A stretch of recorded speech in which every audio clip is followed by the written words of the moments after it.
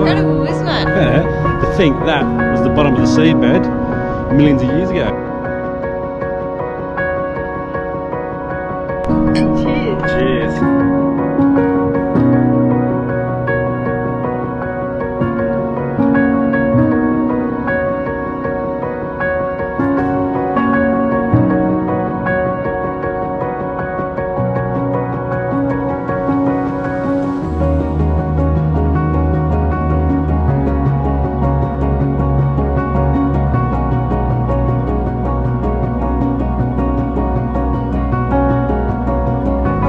Massive shout out to the following businesses that have jumped on board with us to support our travels, plus give you guys out there some amazing discounts.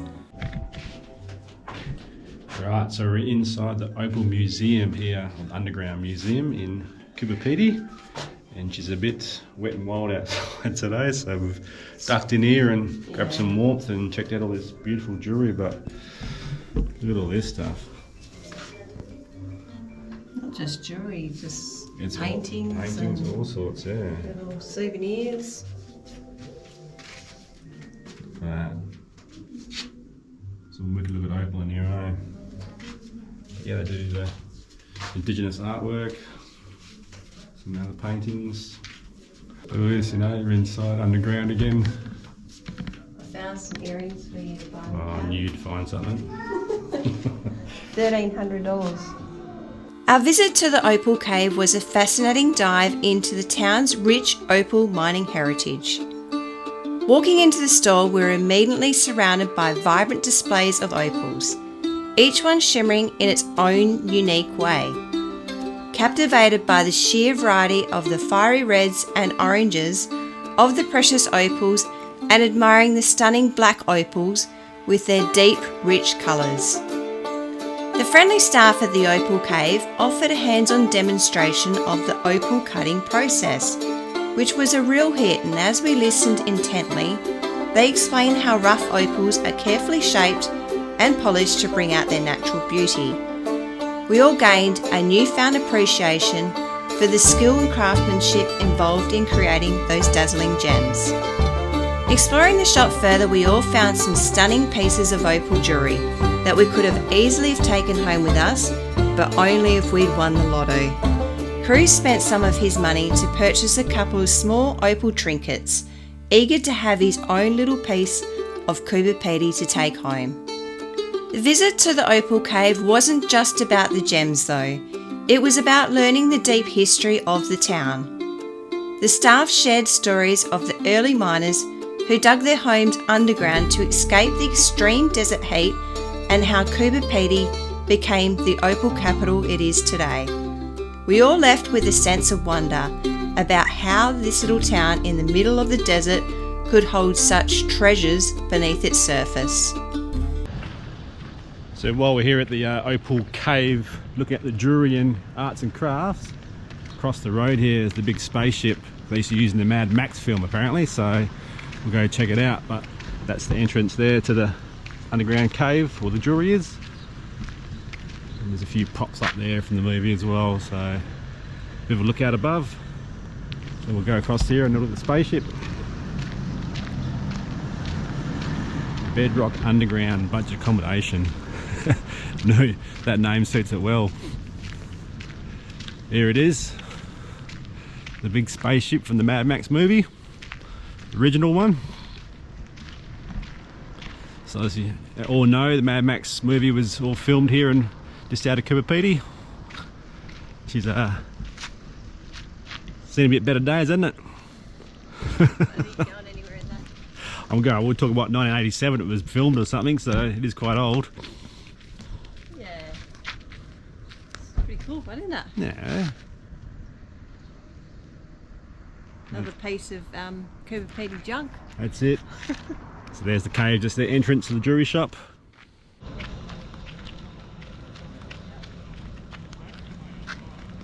So the cave, underground cave, jewellery shop's just there, and across the road is the big huge IGA supermarket, which is just everything in there, and then right above is the called the Big Winch 360. And that shopping centre is really not for the faint-hearted. We just went and bought some budget Scotch fillet steak for $20, and it's nice big thick slabs for dinner. Yeah. They've got such beautiful fruit and veg in there.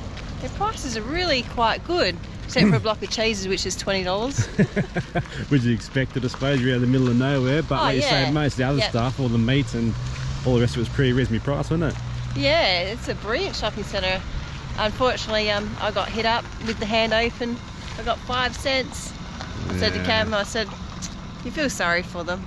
Yeah, there is a few locals lurking around, but hey, is what it is. There you go, the main drag of Coober Pedy. This is where it all happens along here. Alright, let's go out to the big winch and check him out.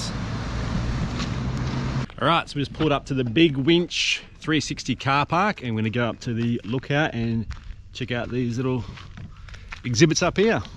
So the big winch is on top of the hill here at Coober Pedy, pretty much overlooking all the town. Just down there is what they call the Old Timers Museum. So just down there is the Old Timers Museum, and then right next to it also is the RV park, which is free to camp as well, so if you wanted to. So reasonable size areas, not many caravans at the moment. But yeah, the Old Timers mine, every time we've driven past since we've been here, it's always busy, so we'll check that out next. But the big Winch 360, the 360 circular cinema, we'll go in and check that out, and we'll go up to these exhibitions first. What we got here? Free Wi-Fi. Some facts. Oh, you love facts. The name of Coober Pedy comes from the local Aboriginal term Coober Pedy, which means white man's hole. Coober Pedy has got to be one of the world's most unusual towns. It claims the mantle, the opal capital of the world, when the precious stone was discovered in 1915. Today it's surrounded by a sea of opal fields, a bizarre landscape of white conical mounds which appear as sails in the desert. Many people have dug their homes underground to escape the desert heat, a practice that has continued to this day. During your stay, be sure to noodle for opals, which means frolicking in the spoils. You've got to experience the perfect darkness of an underground dwelling and visit locations used in the movies like Mad Max Beyond, Thunderdome and Priscilla, Queen of the Desert.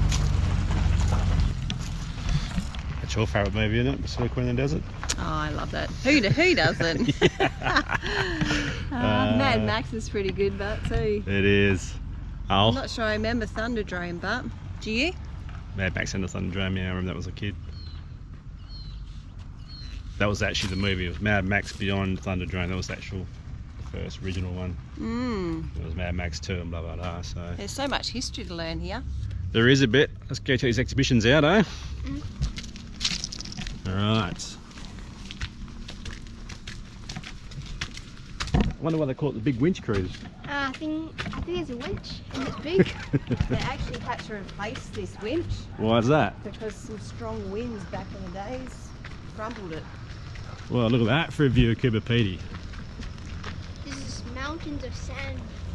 Look at that. You can just about see the whole town. The famous Coober Pedy sign. All underground houses down here.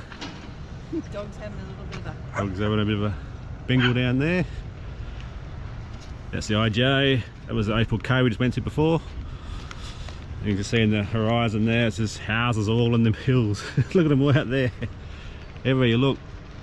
So this is only a small part of it compared to what's behind us and around us. Yeah. See there, you can look back at the Coober Pedy sign. The Coober Pedy sign, yes, that's on private property, so you can't actually walk out there and get a photo, but might be able to get the drone up. This is the story behind the winch. There he is, the big winch. Well, it's part of the winch, the original winch. There you go, the big winch story.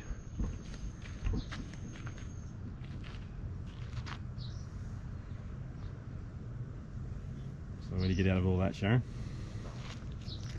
He's the one that actually invented it, basically. In 1967, eh?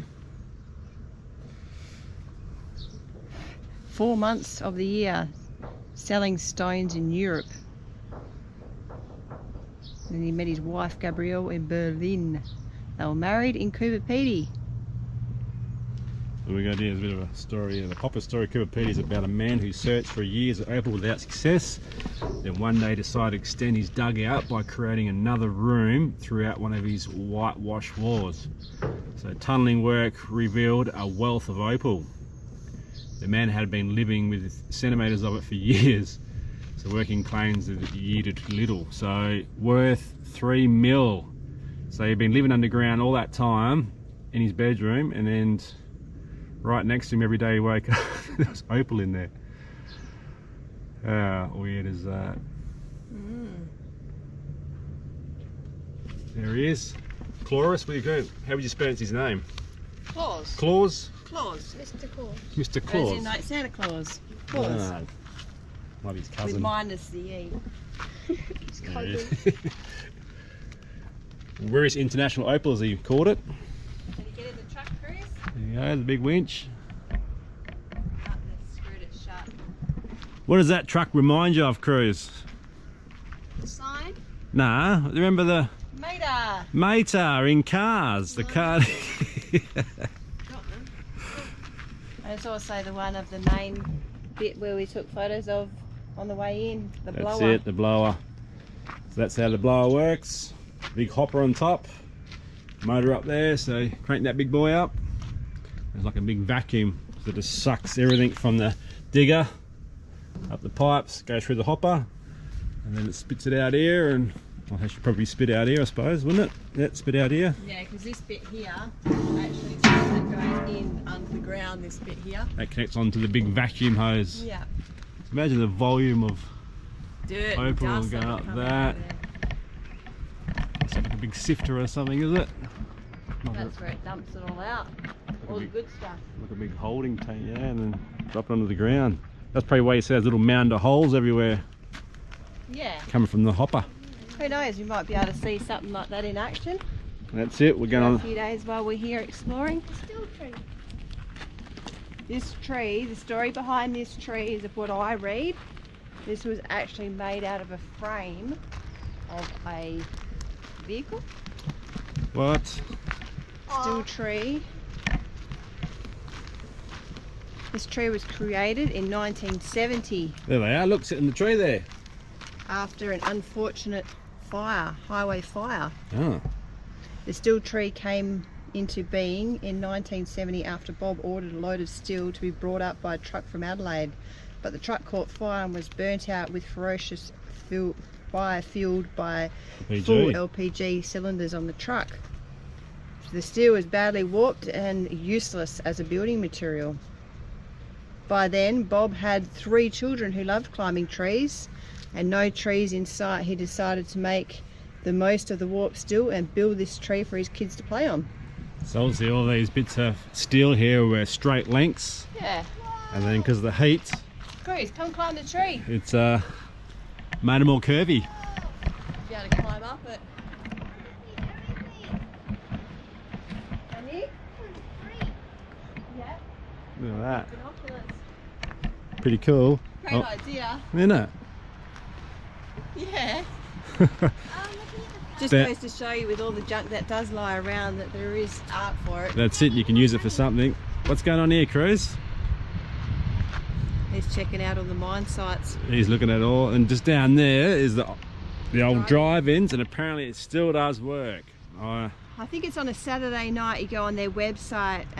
It's not supposed to be on whilst we were here. I think it was on the night we were in the underground, at Ali's Underground. Yeah, so we won't be here because it was only on Saturday night, sorry. Who knows? Who knows? We Well, might still be here. We'll have to wait and see. so just there, where I'm pointing with that big antenna, that's where Ali's underground house was, the house we stayed. So opposite side of that was the entrance. So that's where I was standing before, on top of that hill there, looking towards this way. And Cruz is still trying to... You need to put money in, mate. He reckons it's free. Oh, is it? What's it? He said it's free.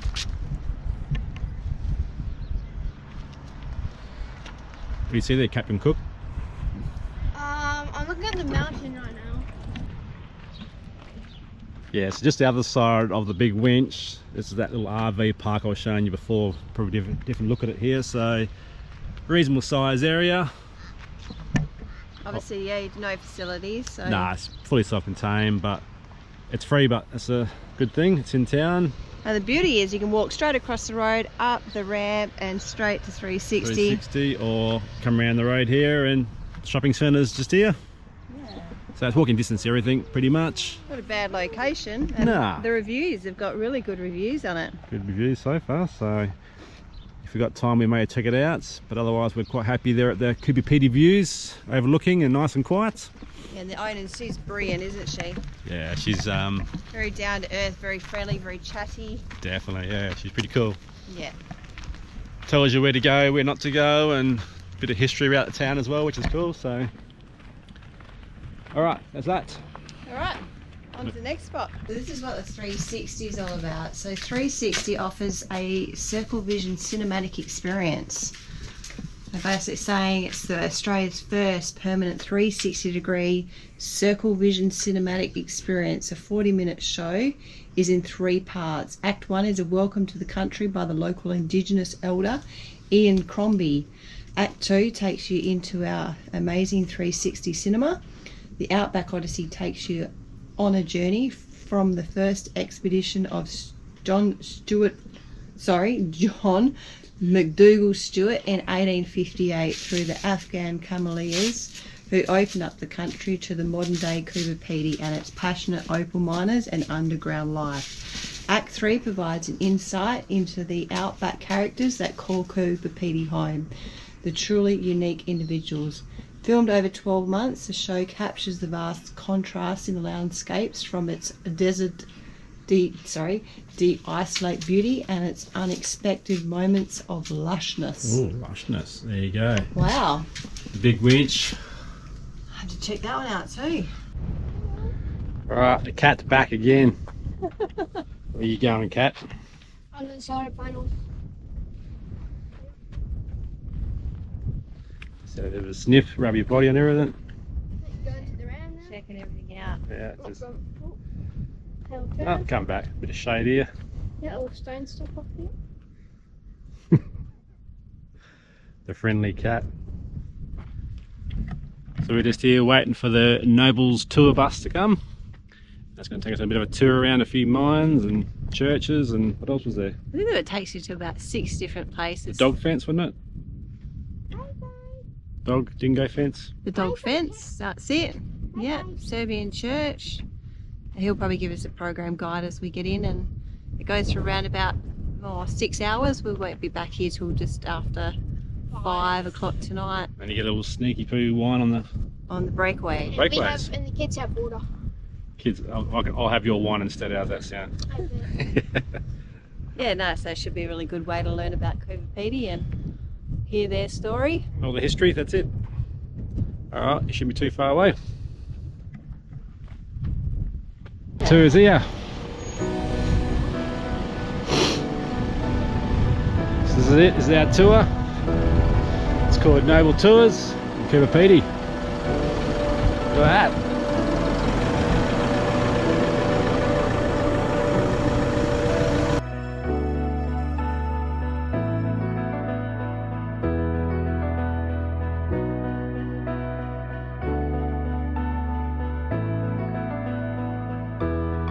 Being the first to be picked up by the Nobles tour bus was a real bonus. After all, who doesn't love scoring the back seat on a bus tour? A short drive later, we made our next stop at the Big 4 Stewart Range Caravan and Tourist Park, ready to welcome more fellow travellers aboard. Anyone been to Coober Pedy before? No? Yes. 1979. Okay, has it changed much since then? Just a little bit. Yeah. Well, that's good. It's good to hear people coming back. It's definitely an interesting town, that's for sure.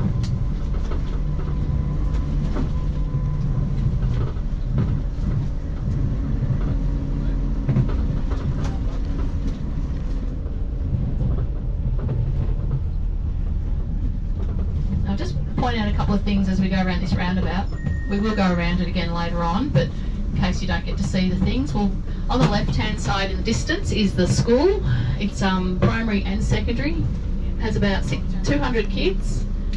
It has actually got grass on its oval, and it has a swimming pool that's open to the public during the summer season. 25 metres. It's a pretty good pool, which means everyone gets a chance to learn how to swim. Now on our right hand side here is the Catholic Church, and it was the first underground church built here, and that was built in 1960. So all the churches in town you're able to go and visit. We'll be going to the Serbian Orthodox underground church today. It's the prettiest of them all, really, the most spectacular.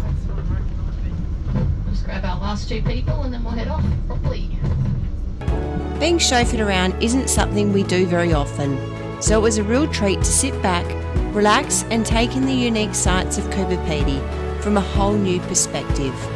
Without the unusual distractions of driving, we could fully appreciate the quirky charm of the underground homes, Opal shops and the vast open landscape that make this town so special.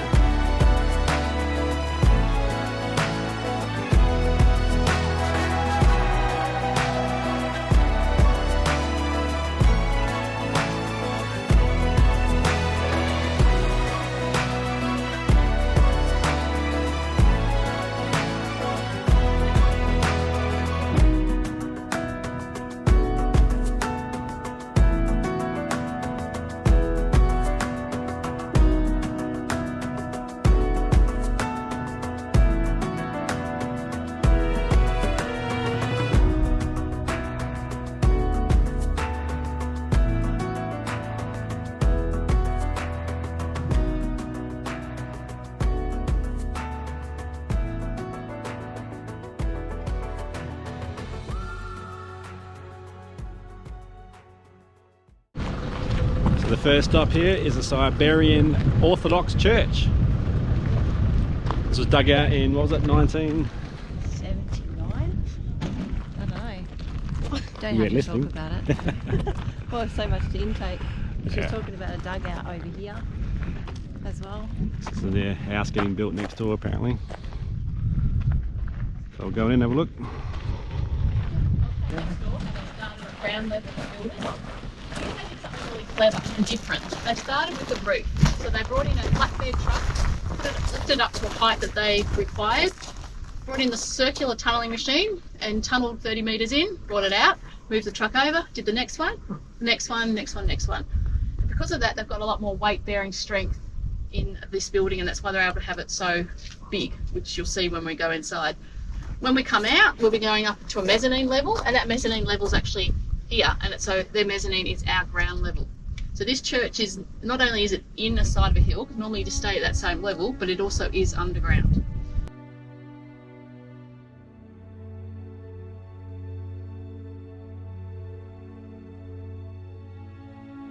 The Serbian Orthodox Church in Coober Pedy, also known as the Serbian Orthodox Church of St. Elijah, was dug out in the early 1990s.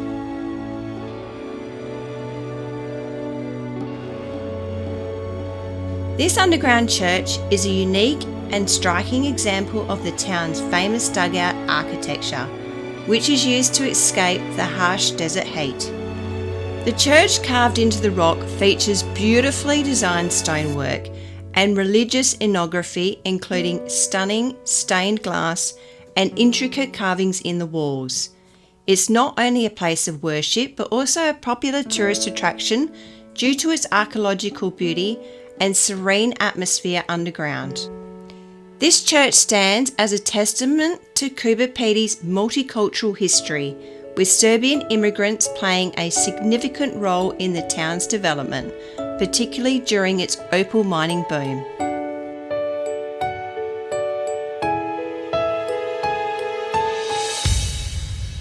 Entry to the church is based on a voluntary donation, with a suggested amount of $5. However, some visitors have mentioned that small donations like $2 are also welcomed. This flexible approach makes it accessible for everyone, while still supporting the upkeep of the beautiful underground site.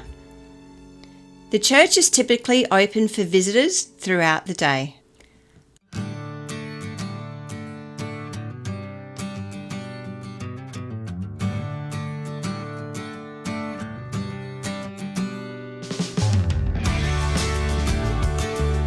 After hopping back on the Noble tour bus, the next stop was a visit to the owner's private underground house. It was incredible to see a home that they had meticulously built themselves, embracing the Coober Pedy lifestyle of living underground.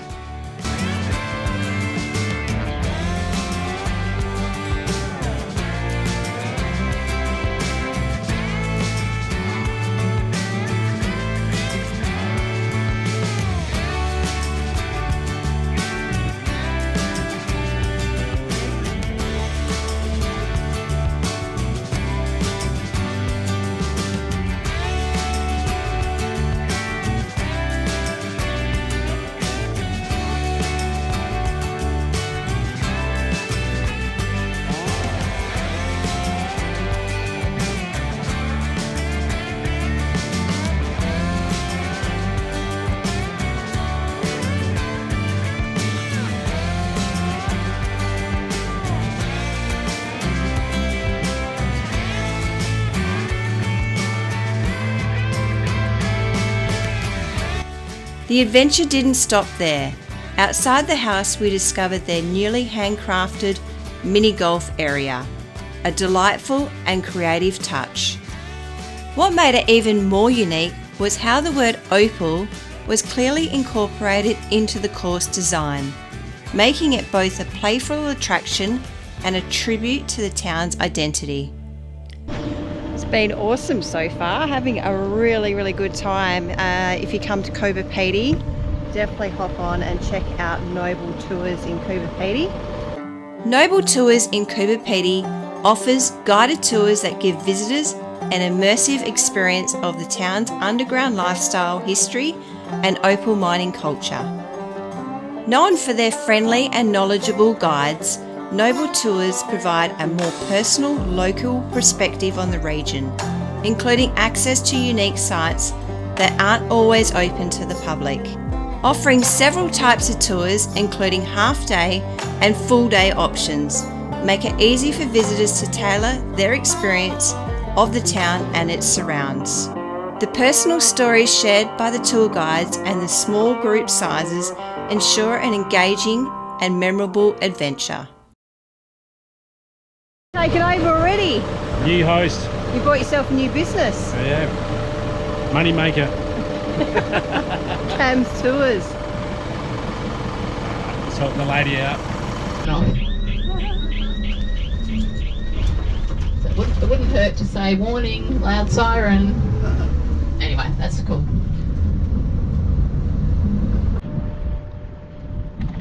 So all through here, this is what they've claimed as being replica of Mars. So a lot of films have been filmed here. Pitch Black, Mad Max, just to name a few. Priscilla Queen of the Desert was also filmed on this road. So they sort of replica the Mars and just the middle of nowhere pretty much.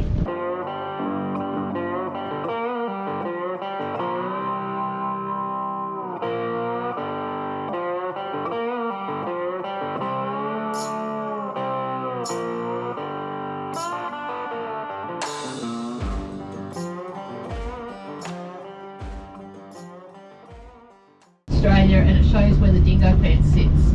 So it's in 3 states, South Australia, Queensland and a little tiny bit of New South Wales. Now $25 million is spent on the fence every 5 years to look after it, make sure there are no holes, to do repairs. There's a local guy in Coober Pedy who has a contract for 200 kilometres of the fence. It's about 1.5 metres tall. But it doesn't look like that when we're on the bus because we're much higher. When we stop, you'll be able to take a photo and check it out. And some of the original fence posts are still in there.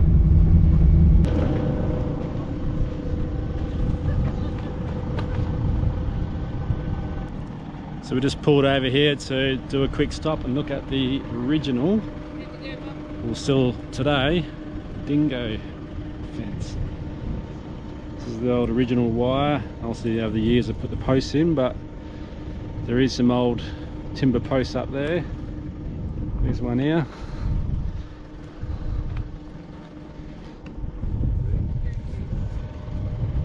Old original post. Pretty cool, eh? And how long was the Dingo fence, Cruz? 5,000 k's. 5,000 kilometres long. And it's what? The World's longest fence. That's it.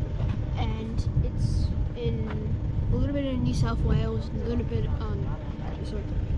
New South Wales. Yep. Queensland. And South Australia. 3 states, isn't it?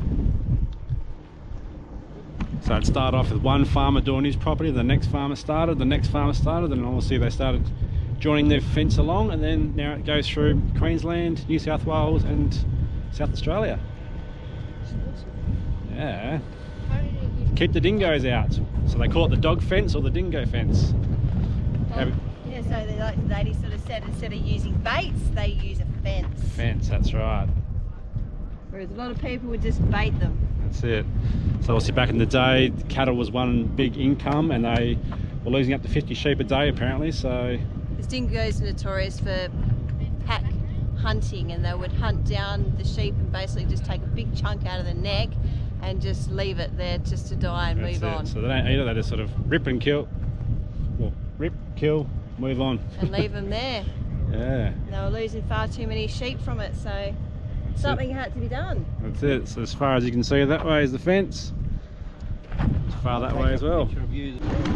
So in the distance there's the Breakaways, and that's where we're heading now. So all this through here is the Breakaways.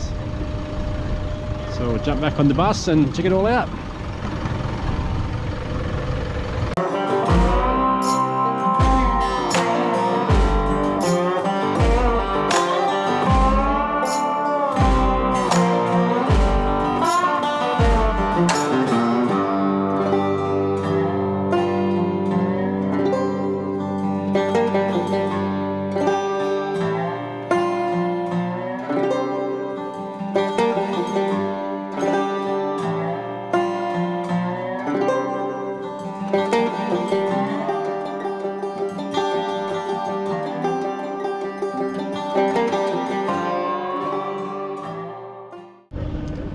Apparently, a hill in the background here. So we're going this way, there you go. So the top of that mountain up there used to be the bottom of the sea. So over the years, this is all actually eroded away. So a million years ago, that was the bottom of the sea, and the sea level was above that. So it's incredible over the years how much it's eroded away, and look at it now. It's barren country. Pretty cool, Incredible, isn't it? Yeah, to think that was the bottom of the seabed millions of years ago. Well, the top of that. Yeah, it was the bottom of the sea, yeah. Yeah. And the sea level was above that. Apparently they've found fossils, so one of the actual mines that we go to will actually show you the fossils that were actually found out here. That's it. I'll head there now. So just here behind me in this car park is where, in the movie Basilica in the Desert, where the bus broke down. So this is where they were hanging out while they were waiting to be picked up, and this road here, when she was putting all the props on, or she, he, what you want to call it, the drag, behind two dogs. So they reckon this is an Aboriginal story that a brown dog and a white dog laid here, and they turned into two mountains. So one's brown and one's white.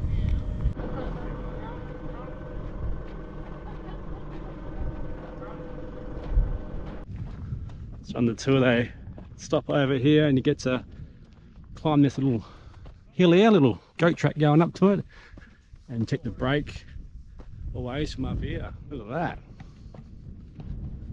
Incredible. Looking back at two dogs.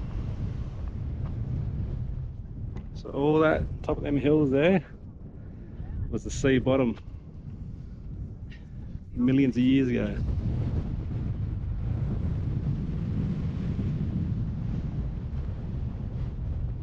That over there. Breathtaking up here, isn't it? What'd you call that? Mini bungles. So someone's just put piles of sand there. That's what it looks like, doesn't it? Yeah, it's all natural. that. Awesome view. You can see the water that must rush down here. It's funny how, because like that is all just flat, and then you've got a like pointy type mountain one there, but all the rest is flat. Also, that's eroded a bit, but obviously that's all the Because this original was all, seabed at the top of them mountains there. oh yeah, because this was all ocean. You can sort of see now where it rains, it just follows along like a little creek bed, and you see all the trees going along. Water sources.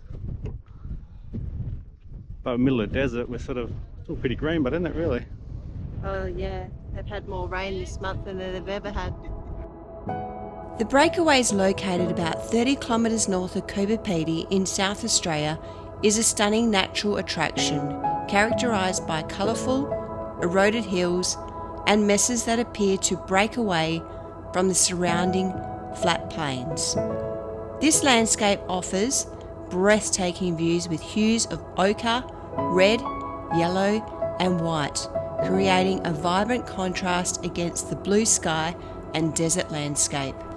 These ancient hills are part of the Stuart Range and were once part of an inland sea. Over millions of years, the erosion shaped the isolated mesas, which now resemble the formations of the painted desert nearby. The area holds significant cultural value to the local Aboriginal people. So we're up the top here of the overlooking Breakaways. Pretty cool, isn't it? Like, sort of see all the water lines with the trees following. And over here, apparently back in the day, there was a little shelters for Aboriginals when they were cutting through from spot to spot. And a cool little spot to hang out. Yeah, and you still can see two dogs down there. Yeah, the two dogs down there. Sun-bleached sand. It's barren country. Over here, Breakaways. Also, you can sort of see when the water comes down off these breakaways and streams along. It's making little creeks everywhere.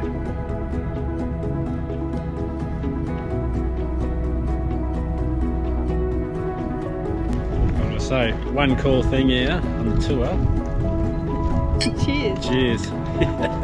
You get bubbly Yeah. breakaway. So It's a nice little thing for the tour, isn't it? I don't get to see that very often. Celebrating over the breakaway of something that was so many million years ago. So they get the two buses side by side, get a few bubblies, everyone kicks back and enjoys the view, and there's a Few photos. few photos of the bubbly. So we've already talked about the blower. So the blower is going to take all the loose rock to the surface, up to the mullet pile, all the piles you can see around you. And then the other machinery we've mentioned as well is the noodling machine. So basically a miner can lose up to 10% of their opal in those mullet piles. And that's why for those of us that want to go and do some noodling, some fossicking for opal in those piles, we can do it. It doesn't cost anything, but you've got to make sure you're not on anyone's claim. And as far as getting yourself a claim, I'll explain that when we're at the mine in a few minutes. So that's your machinery for opal mining. So it is very dangerous. I like the idea that you can actually have success with finding some smaller bits of opal in town in the safe piles.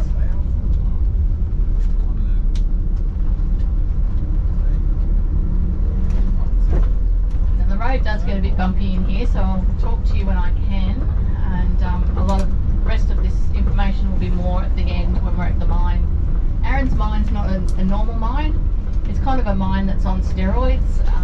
The previous owner came in with a workmate and they brought in all the big boys' toys. So they brought in the diggers and the excavators, and you'll see the teeth on the ceiling of the mine. It's very big. Most of the time your mines are actually underground. So they're at the bottom of a shaft. So as we travel along here, just keep looking out both sides of the road and you'll see various shafts. I'll just pull up close to this one in a minute once James is gone. This is like a double shaft, this one's quite...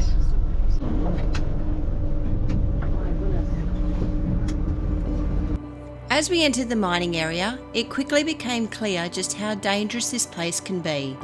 Scattered across the landscape were blower trucks, massive machines used to suck sand and debris from underground tunnels and deposit them on the surface.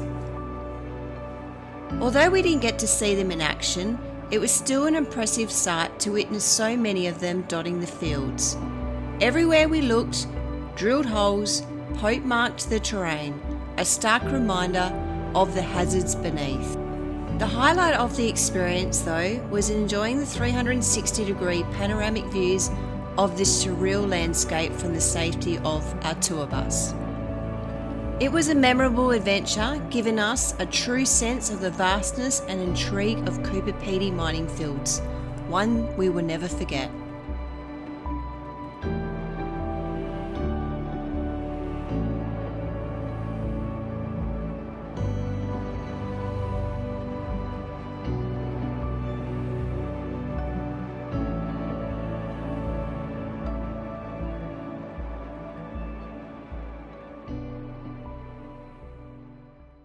First photo opportunity. This is a hand dug shaft. So if you grab your phone and put it on selfie mode and just hold it there, you can take your photo and you can see what you're taking.